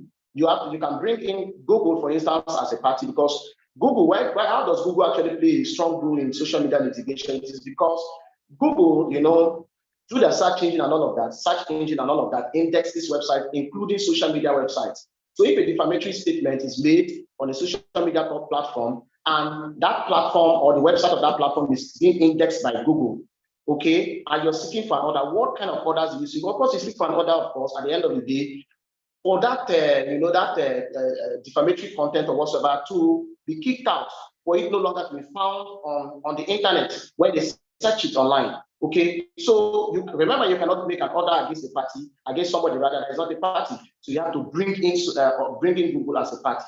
You have to select your word parties carefully. And you also have to be careful when also bringing suit against subsidiary companies or subsidiaries to social media platforms and all of that. Know the kind of remedy you ask for. And of course, you can also consider ADR on social media, which is also very, very important. It's an area you can also look at, ADR on social media. So for instance, domain name disputes, okay? Because somebody can come and say, this social media platform stole my domain name. He has infringed on my trademark. I am not happy, I want to sue. You can decide to say, okay, let's not go through the court route. Let's pass through, the NARA procedure. And the NARA procedure is an ADRO procedure or mechanism. Then we have ICANN. The ICANN, of course, is another procedure that you can look at. Of course, one of the certified agents or agencies is the WIPO Arbitration and Mediation Center. Then we also have ADRO clauses in agreement platform, appeal mechanism that made available by platform.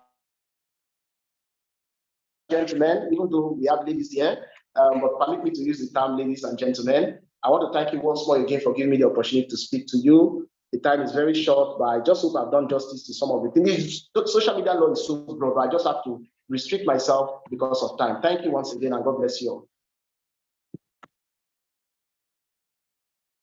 Wow. Thank you so much, Mr. Robert Ebi.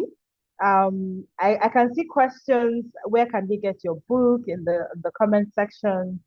Maybe you just add that, because this 30 minutes is not enough to digest the content of your book, and it seems so interesting. I think one key thing that I picked was when you started, you said the legal community is advancing, and there's a need to identify emerging areas of law. And no doubt, social media law practice is one area that is emerging in law, and not so many people and so many lawyers know how to navigate that. I don't think I've seen this conversation anywhere. I think the MBA Women's Forum is the first that has brought this conversation, and I'm glad that it's happening for the female lawyers. So I believe that at the end of this webinar, we're going to see more female lawyers championing their legal practice on social media, and it will be all thanks to the MBA Women's Forum. So this is really great. So we have some questions coming in. Please put them, don't send them directly to me, just put them in the chat box. My co-moderator will collate those questions, and then when we have the question and answer session in the end, they will all be answered. Thank you once again, Mr. Ebi Robert. So now we turn to Kindness Dogara Aaron, who is the founder of BizReg on social media, I think on Instagram. Kindness, you have, I would say, successfully used Instagram to practice law and, to reach a broader audience.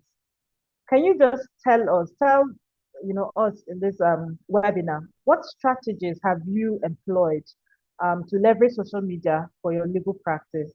And secondly, what advice do you have for other legal professionals who are looking to do the same like you? So you can take the next 20 minutes to address this question. So the first is, what strategies have you employed to leverage social media for your legal practice? And the second question is, what advice do you have for other legal professionals looking to do the same? So let's welcome Kindness Dogara. Thank you. All right, thank you, everyone. First of all, I want to thank the chairperson for this privilege and members of the MBA Women Forum. I do not take this privilege for granted. I'm grateful to be here. I'm going to just share a little of my personal experience using social media, and I hope someone learns from that. Like she said, over the past 5 years, I've used social media as my main platform for law practice. And talking about the strategies I've employed, so I would say majorly what came to my mind when I decided to go to social media, even though back then, 5 years ago, 6 years ago, it wasn't so popular, was that I shop a lot online. I buy almost everything. I'm an indoor person. I've always been someone who I hope people can hear me. Sorry, I'm not so chilly. Okay. I've always been that person. And I sat down one day and I asked myself, I say, if we could buy shoes online, if we could buy clothes online, if we could buy everything online, why can't we find a lawyer online? And so I decided, okay, since someone can just pick up their phone and say, oh, I want a shoe for my wedding tomorrow, I just go online and I search for shoe and I get a shoe and I go my way. Why can't somebody say, oh, I need a lawyer to draft this document, and the person just walks online and types for a lawyer and finds a lawyer and pays the lawyer does the job, everybody goes their way. That was how BizReg Legal was born. And then we came online and then we started using that, first of all, educating my people. I saw a niche for myself, and that was business owners, because I had them around.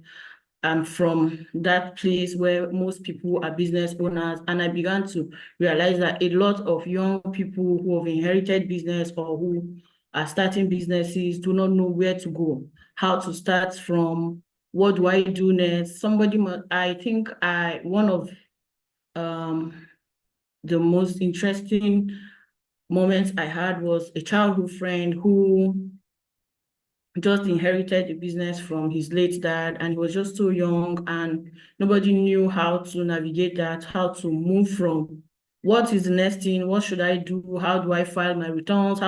He just knew nothing about the legal aspect of his business and compliance, and I had to put him through that. And then from there, those little experiences, I began to share them on social media, and that is what I've done for the past 5 years, and that is just been it. Just like the chairperson said, I don't even have a physical space. It's not even something I plan on doing the next 2 minutes, but I've done so much here, and that's just it. So coming to the strategies I have employed, I think that's where I'm going to talk more to us as female lawyers, because the society is growing, everyone is changing, everybody wants to be able to do their career, manage their homes. We're women, everybody wants to be able to, just like the chairperson is far away, but she's here with us, right? So you can take your law practice wherever you're going to. You can take your law firm, your law practice, wherever you're going. Today you are in the village, you are still attending to your client. Tomorrow you're in town, you're still attending to your client, right?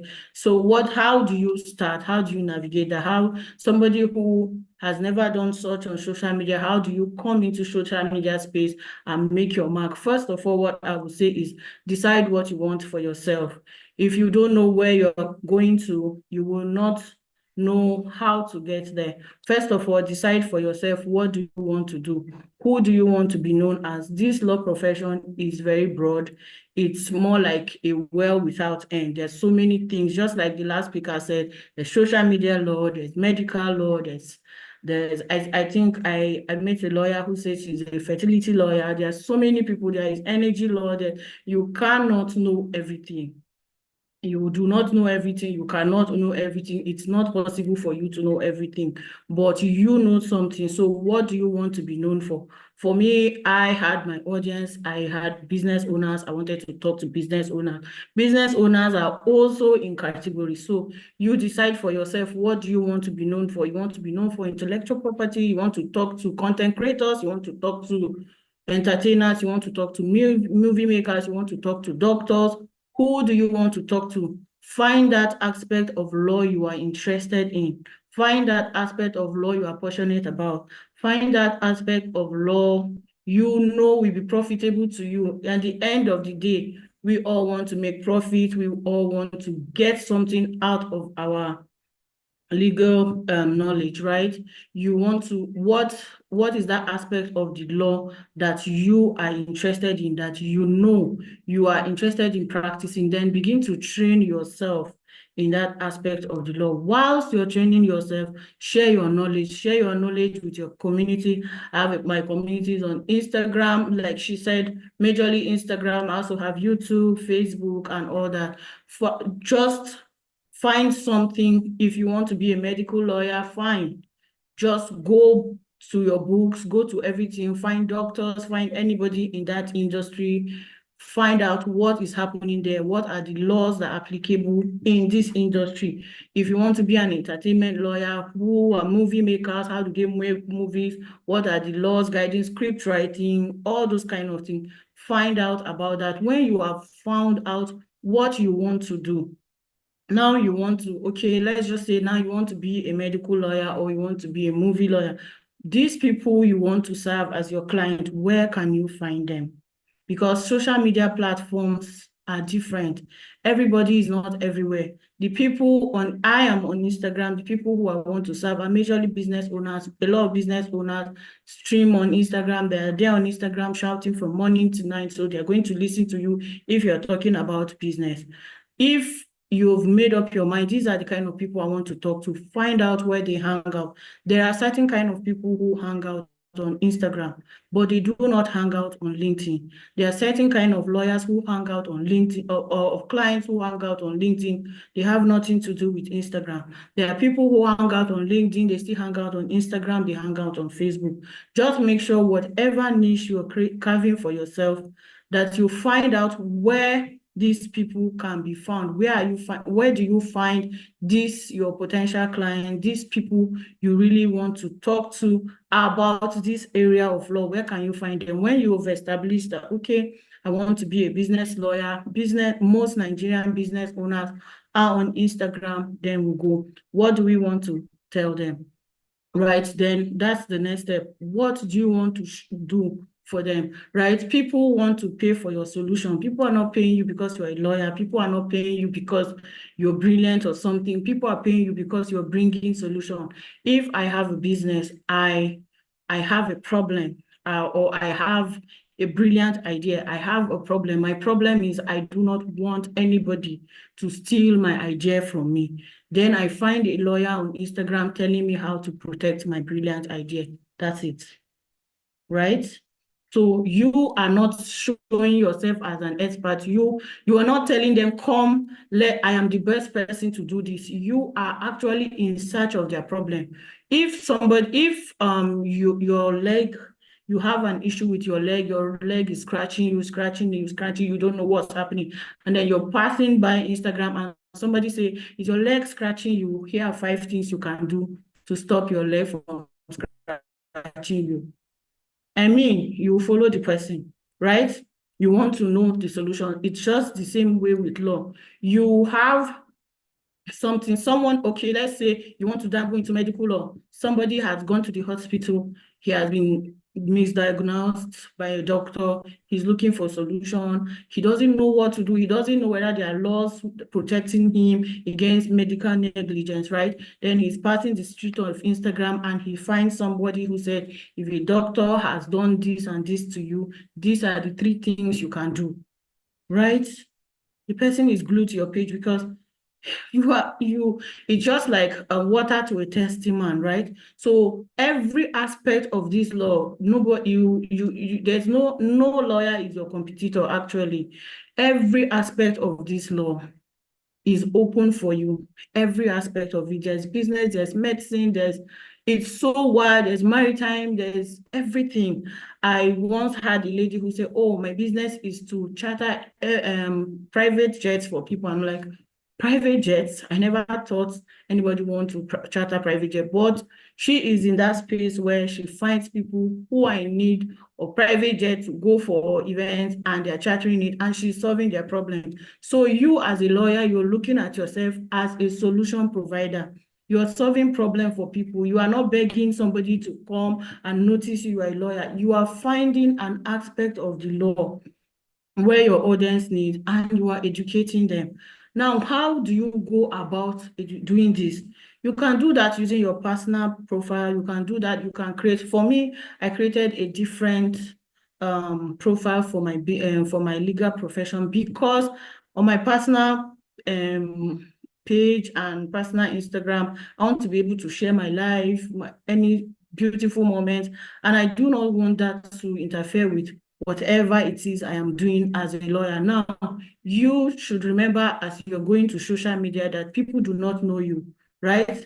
The people who are coming across you on social media, whether you're going to use your personal brand or you're going to create a professional brand for yourself using a business name or anything, those people who are coming to you are total strangers. They are going to relate to you how you present yourself. So whatever you're doing, the way you're appearing matters a lot. You are on social media screaming and shouting, but you want somebody who thinks intelligently to walk up to you and say, solve my problem. It doesn't work that way. Just like our profession is a noble one, you take into consideration how you appear in public. You're coming on social media, you're not a content creator, you're not an entertainer. Yes, there are times when it's social media, right? You can make it light, let's laugh, but do not lose the focus and essence of why you're there. You're there to share something, your purpose. The purpose is to get across to people and to show that you're an expert. You're not calling them, you're not soliciting. What you're doing, the RPC says, I'm just going to read a little bit. It says, subject to the paragraph 2 and 3 of this rule, lawyer may engage in advertising or promotion in connection with his practice of the law, provided it is fair and proper in all circumstances.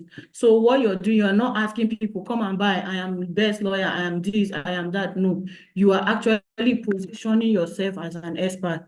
There's, you are probably a filmmaker, there's a problem with making movies without protecting your script. This is problem you have with agreements. You are positioning yourself as an expert. And this goes more into your branding. As you're appearing, remember that somebody say dress as you want to be addressed. Appear the way you want to be addressed. That's how I'm going to say.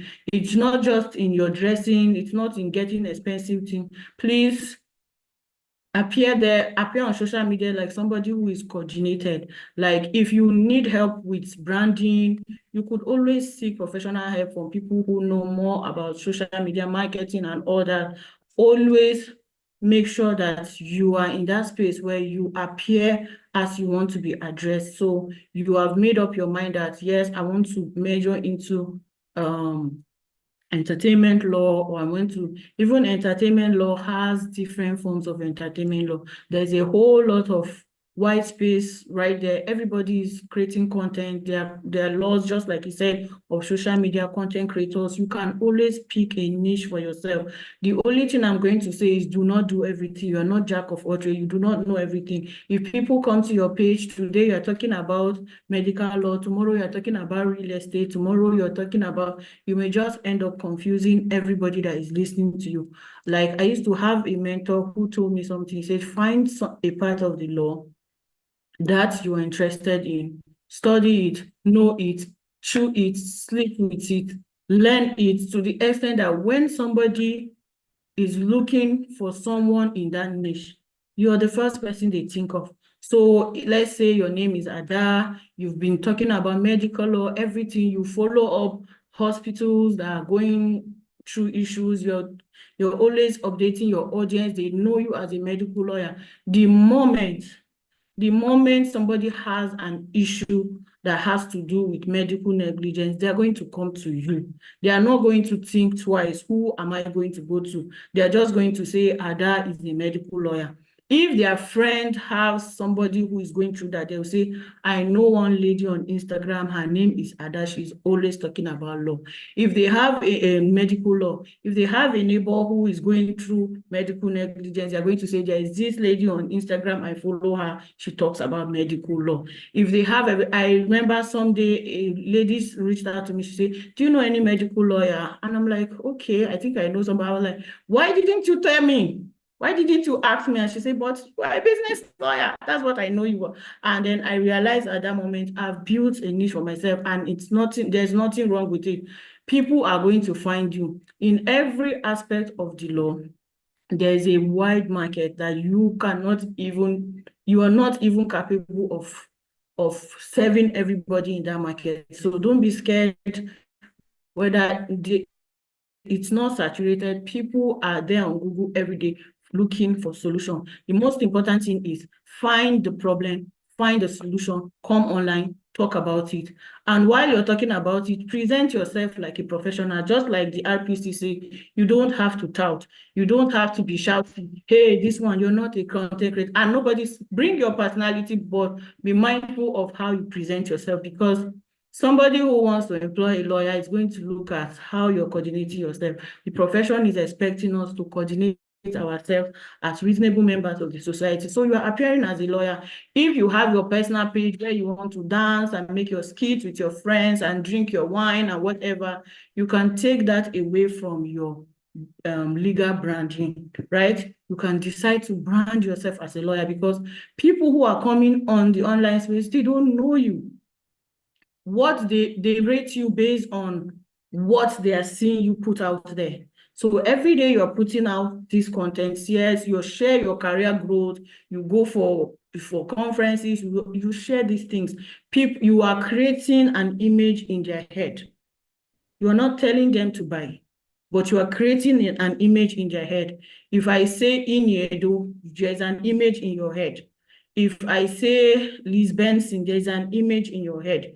If I say Frank Edoho, there's an image in your head. If somebody calls your name, there's also an image in their head. So what you're using social media to do is to brand yourself. There's an image in that person's head. I'll say something about the chairperson again, because I think I saw her on social media some years back, and I'm like, oh, wow, this is a lawyer, this is what she does, Heels and Ladders. Immediately I followed. There was an image created in my head. This person is a female lawyer who wants to help female lawyers grow. That was just the image that popped up in my head. So once you're coming on social media, just realize that you're creating an image in people's head, and whatever you create, that is what follows you. So whatever post you're putting out there, whether it is purely educational, whether it's entertaining, let it be that you are conscious that you are creating something. What you are creating is a personal brand. What you are creating is your professional brand. What you are creating is what people are going to know you for. And mind you, the people are seeing you from every part of the world. Social media is not Nigeria media, right? Someone is in Canada holding his phone. He's looking for a lawyer in Nigeria to do 1 or 2. Someone is in America is looking for a lawyer to do 1 or 2. Someone is in the UK is looking for a lawyer. Someone is in India. Some people are everywhere in the world. So when you appear on social media, have it at the back of your mind that you are not talking to your friends. You're not talking to lawyers. You're not talking to your neighbors. You're talking to the whole world. And you're showing them a problem and you're showing them a solution. Some of the people who you're talking to do not even know this problem exists. That's why I said, find the problem, find the solution for who you want to share it for. So you have to decide what you want to do, find the problem, find the solution, then share the solution. You may not be able to show up on social media every day sharing these things, but create, just like I think the first speaker said, create a content calendar for yourself. Maybe you are able to share once in every week. You're able to write, okay, this is what medical negligence is. There are some doctors who do not know. I think I saw the other time on social media, a nurse was sharing confidential information. Probably she was educated, but not well enough to know that she shouldn't be sharing confidential information of her patients, right? You can come up with that and say, all right, for nurses, for people in medical field, this is it, this is it, this is what confidentiality means. You explain it to them. People are going to find you fascinating. They are going to follow you. People may not follow you as fast as they follow skit makers, because a lot of people online want entertainers, but I'm telling you the truth, people are going to come to you based on what you put out there. If you put yourself out there, you're a joker, people are going to look at you as a joker. Nobody knows your name. Nobody knows your father's name. It is the solution you are coming out with that they are going to go for. Then, like I said, find your audience. If your audience are not on Instagram, you have no business shouting on Instagram. If your audience are on LinkedIn, so let's say you're talking to people who are, maybe you are talking to people who are tech entrepreneur, you may want to go straight to LinkedIn, straight to those platforms where tech people are more likely to be found. So you're going to do your research. These people who I'm looking for, where are they? Are they people who write more? Are they people who Google a lot? If there are people who read more on Google, then you may want to set up a website, a blog, and write extensively on topics. The most important thing is to have a digital footprint for people to be able to find you and say, there she is. My social studies teacher, when I was in secondary school, used to say, if you don't say here I am, nobody will say there you are. So you're going to say here I am without saying here I am. Just show up, share your knowledge. And one important thing is, as you share your knowledge over the years, over the weeks, you are creating an image of an expert, right?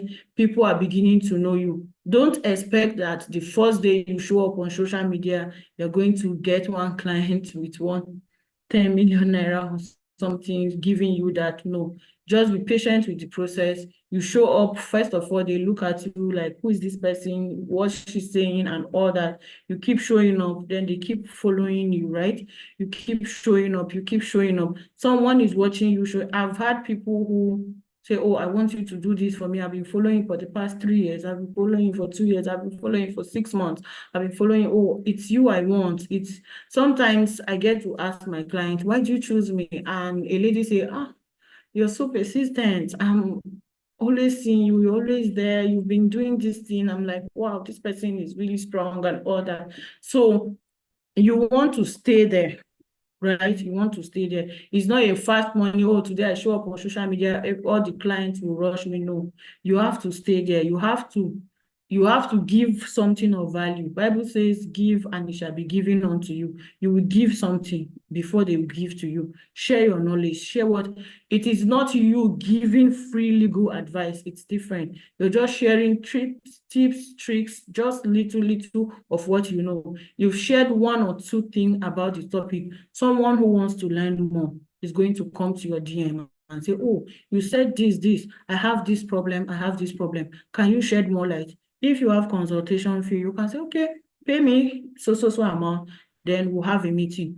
Also, as you are going on social media, also prepare yourself, because people, if all you have is social media presence, people are going to want to talk to you. You may want to set up your own virtual office. You can use Zoom, you can use everything, so that people who are not able to meet you in person are able to see you, just like I'm talking to you. Somebody wants to employ your services, he has seen you, you've been online for quite a while, you're showing up in person, you are not just you're showing up in person, they are seeing that this is a real human, this is person. And when you're making your content, you're not teaching them law, you are actually showing them solution to a problem. So try coming down to their level.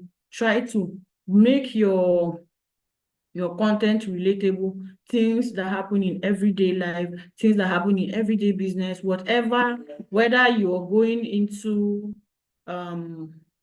human rights activism, no matter what it is, just make sure that whatever content you're putting out there, those people who can read it can understand. If I come online and I start saying force majeure, res ipsa loquitur, people who are non-lawyers will never be able to relate. They don't understand me, right? But if I'm able to say, oh, if there are issues that humans cannot control, this contract may not work out, somebody who is non-lawyer, somebody who is a non-lawyer will be able to relate. I think I have 5 minutes to wrap up. So thank you.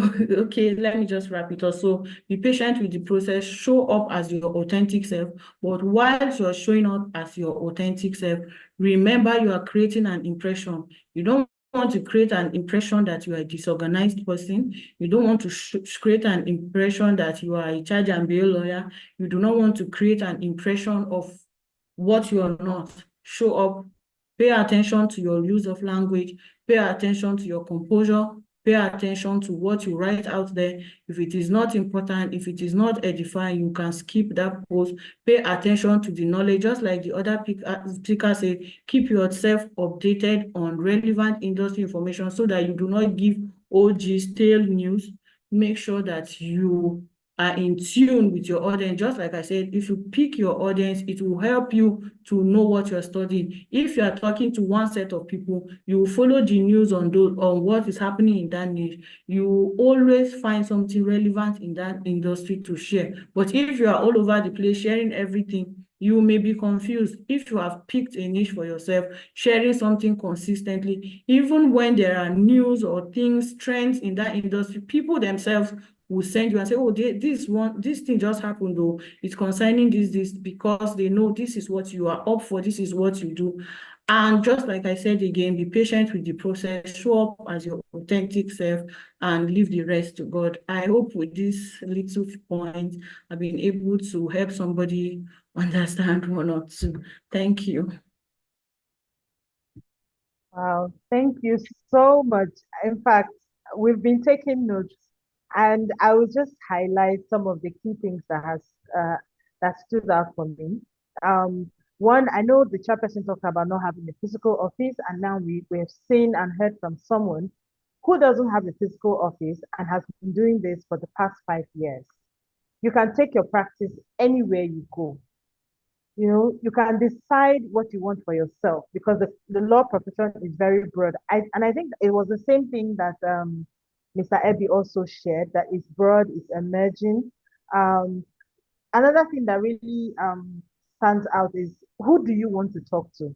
You know, you have to find the aspect of law that you know will be profitable to you and that also interests you. You can't go and start talking about things that do not interest you.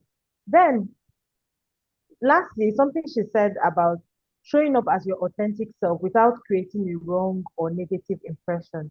I mean, if your post is not important or edifying, you may need to skip. There are so many points here. I can't just go through all of them because of time, but I want to use to thank you, Kindness, for sharing from your well of experience. I believe that someone on the platform here, on the webinar, and those watching on live on YouTube and Facebook have picked so many lessons from here.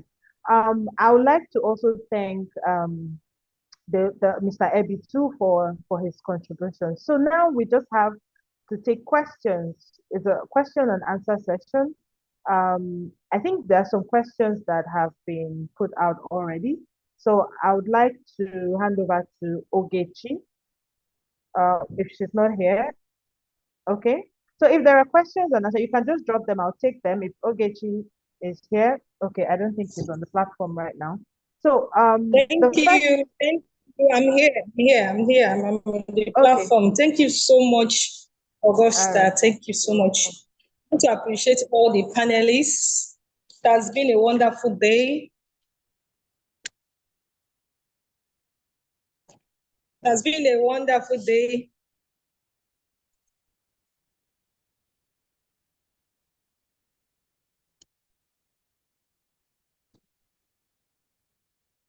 Thank you for the engaging discussions. We appreciate you. If you have questions, please, can you kindly drop it on the meeting chat box so that we can go on with that. If you have questions to ask, please kindly drop it at the meeting chat box so that I can read it out to I have a question. Okay, yeah, someone is asking if they can ask. I have a question. Can I ask it? This is Chairperson, Mrs. Okorocha. Okay, please go on, ma. Good afternoon, ma. Good afternoon, everybody. Yes, again. Thank you so much. Both panelists have given us excellent contributions. My question is for Kindness. Kindness, thank you so much for your presentation. I wanted you to give an example about the kind of work that you do or that you get from social media. I want us to be real. Okay. So you're a living example of someone who is using social media to grow your practice. So I want you to be practical. You can share as much as you want to. I know that some things may be privileged information, but just to give the ladies here a kind of example of real life example of the work you got and maybe how much you were able to bill for it. 1 or 2 examples without disclosing any confidentiality of your client or anything. Give examples, okay? That's my question. Okay, thank you, Chairperson. Okay, like I said, when you start, it's always the hardest part.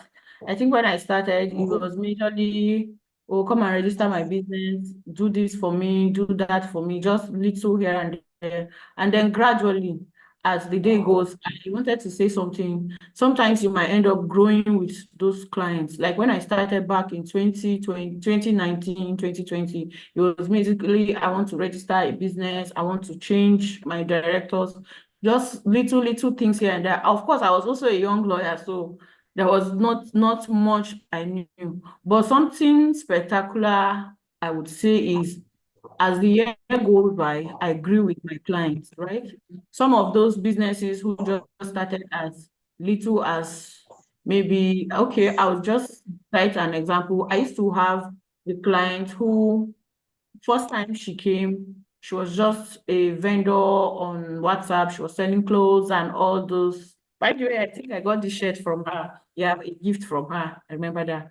She was somebody selling clothes online and all that. And she came, the first time she came, she said, oh, I want to register my business. I want to do this. I want to do that. I was like, okay, I built her. Everything was around 100,000 naira. She didn't have enough money to pay that 100,000 at that time. She had to break that payment into I think 2 or 3 different times before she was able to complete those payments, right? Fast forward to 2024. She has one of the biggest boutiques here in Abuja. She's gone international. I've been able to draft most of their contracts, which has to do with international factories producing clothes and doing all that. So you wouldn't know what you will get from social media. I will always say, I live in Abuja, but 90% of, okay, let me not say 90%, 97% of my clients, I've never met them in person. I've had clients that I've worked with for 5 years, I've never met them in person. I've had clients I've worked with for 2 years, 3 years, even currently, they are in Abuja with me, but I've never met them, they've never met me, nobody even cares, because the most important thing is they can see you, just like you see me on Zoom here, they can see you, they can talk to you. People are no longer so fixated on wanting to see you in person. There are still those people who are of the older generation who insist we want physical meeting, but that's that. And then another interesting part of it is, just like I said, you're showing up, you're not showing up for people in Nigeria. There are so many people in the world. I've had people who live abroad, people who live, most of my clients, actually, to be honest, most of my clients are Nigerians who do not live in Nigeria, because people who are, remember, people are Japan, people are running to the US, they are running to the UK, they still want to have investments here, they still want to do businesses here. Some of them still have businesses here, they're looking for trusted hands, and believe me, some people will never hand their businesses over to their relatives, to their family members. They will never do that. What they're going to do is to look for somebody they can trust.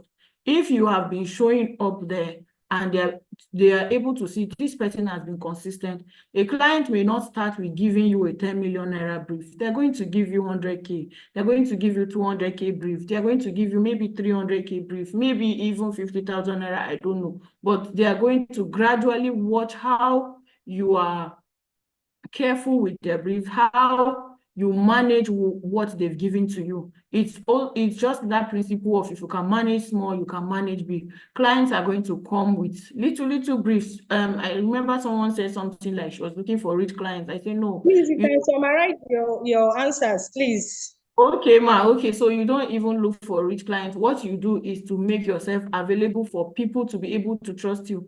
Most important thing about our profession is trust. If people can trust you, there is no limit to what they can hand over to you. Thank you so much. We are still open. The floor is still open for further questions. Okay, Chi, please, Yes, if you have a question, just raise your hand up. You can ask them orally. If you can't drop it, you can ask them orally. Please raise your hand, or if you don't have any question, you can type it on the meeting box chat. I'll read it out to our panelists, please. Okay, there's a question on the meeting chat box. Yes. Please, can I read it out? Let me read it out. Yes. Good afternoon, distinguished girls and speakers. A lot has been spoken in respect of lawyers in private practice. Please, are there opportunities for lawyers who work in public and government service like judiciary, Ministry of Justice, and other legal officers that work in a public domain? Please, I want to ask. Let's direct that to Mrs. Pepple. I'll be asking the keynote speaker to give us answer to this question, Madam Irene Pepple.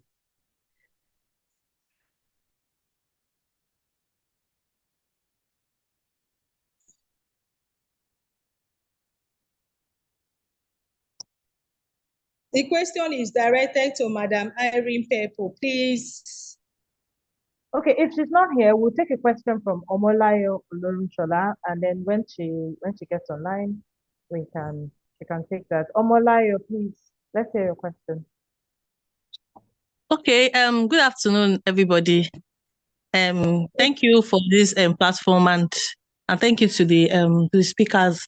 So I have a question, and this question is, I believe it should be something that will be on the minds of most lawyers, especially the ones that are into business law, basically registering of business name and CAC registrations like that. Okay, so my question is this supposed to be a different way of I don't want to use advertisements now for lawyers when it comes to advertise? I don't know. I don't want to use advertisements now. Like, okay, let me say creating awareness that okay, I do registrations. Now, bearing in mind that this particular kind of services is not only rendered by legal practitioners now. So I don't know if there is supposed to be a different kind of way of creating awareness to for doing that kind of business, that kind of services rather. So because I'm actually always confused, and I try as much as possible not to say come and do CAC registration or something. So I don't know if you understand what I'm trying to say and the question I'm trying to ask. So I'm not only talking about CAC registration now. I'm also talking about every other services that that other professions who can do, especially when we talk about agents and the likes. So I'm trying to talk about everything generally. Thank you. I would like to direct this question to Mr. A.B. Roberts to give us an answer.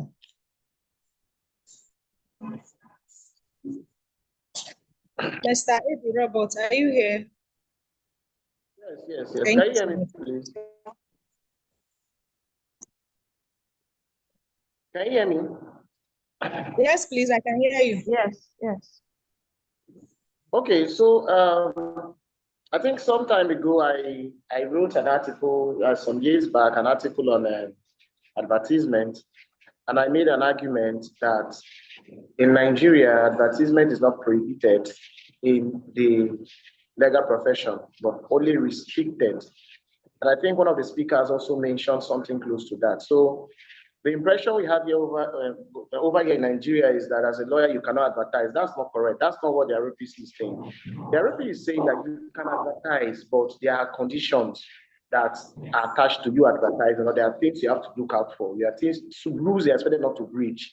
So for instance, in advertising, don't make comparison with your product, with another product or service another lawyer is also providing and all of that, and then make it look as if you are like somebody mentioned, I'm the best in this field and all of that. No, but you can talk about the services you provide. So registration of organizations, company, business name, and all of that is to lawyers.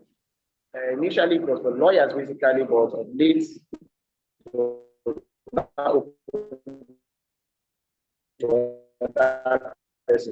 I can still categorically tell you that that's the expertise.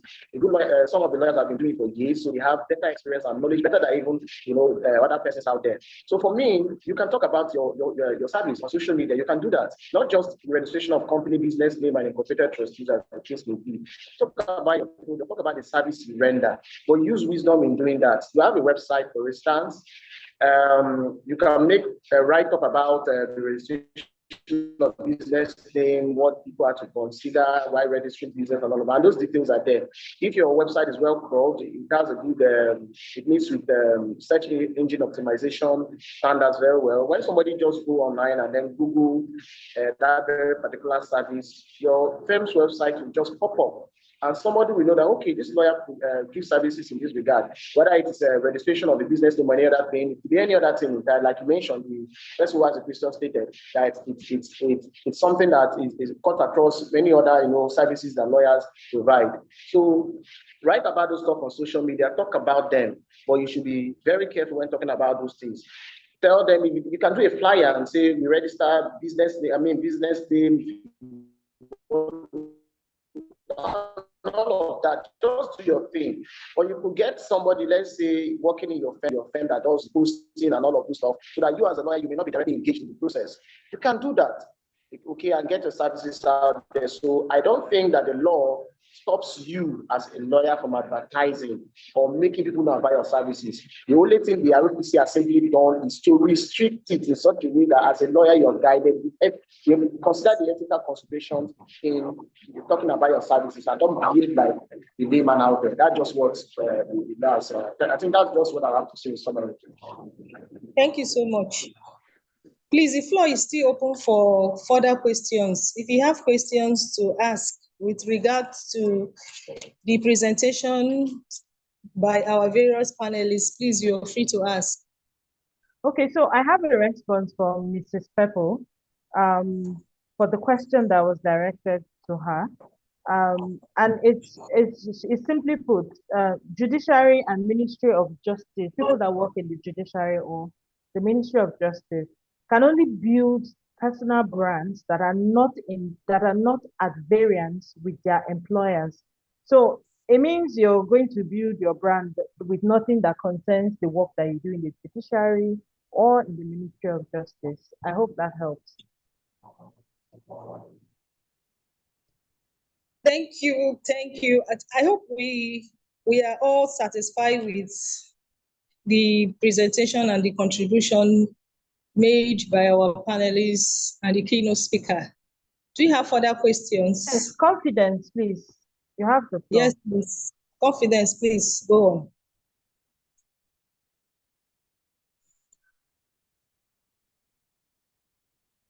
Confidence Walker, your hand is up.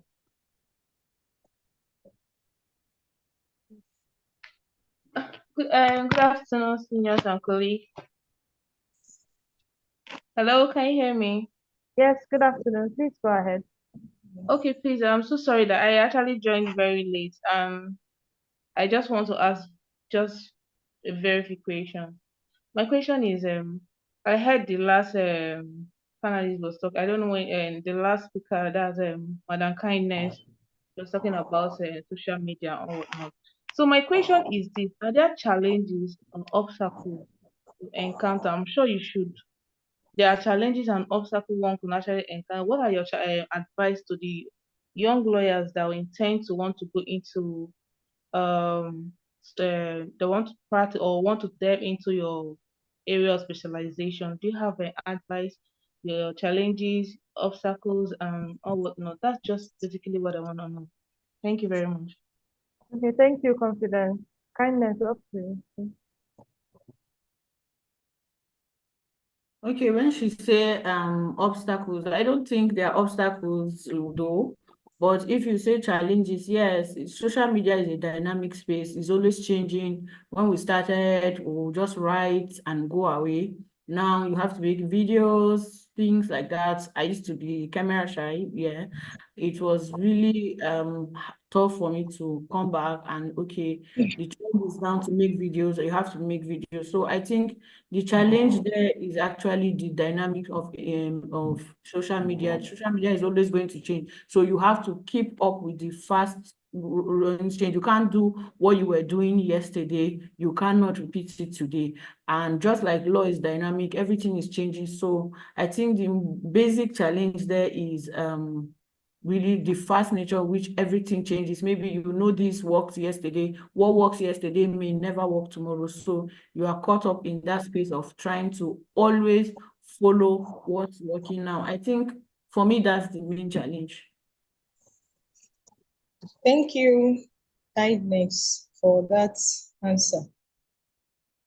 I hope this brings us to the end of this insightful webinar program this afternoon. Hold on, okay. Do you have another question? No question. Just we're not yet. We're almost at the end, but we're not at the end yet. So, on behalf of the MBA Women's Forum Membership Committee, I'd like to thank all the panelists for their insightful contributions, and thank you for also engaging with your questions from the audience. At this point, I'd like to hand over to the host of this webinar, and our host is none other but the head of the membership committee for her closing remarks. Thank you. Thank you so much, Augusta. Thank you, Ogechi. Thank you, Mrs. Irene Pepple. Thank you, Madam Chair, Mrs. Okorocha. I can't thank you enough. Mr. A.B. Roberts, thank you so much. And of course, kindness, Dogara Aaron. I really, really appreciate your valuable contributions. Thank you for the insights you've given to us. You've freely given out of the wealth of experience you've gathered so far. I would like to also especially thank Mrs. Okorocha for pushing the membership committee to greater heights. Yes, and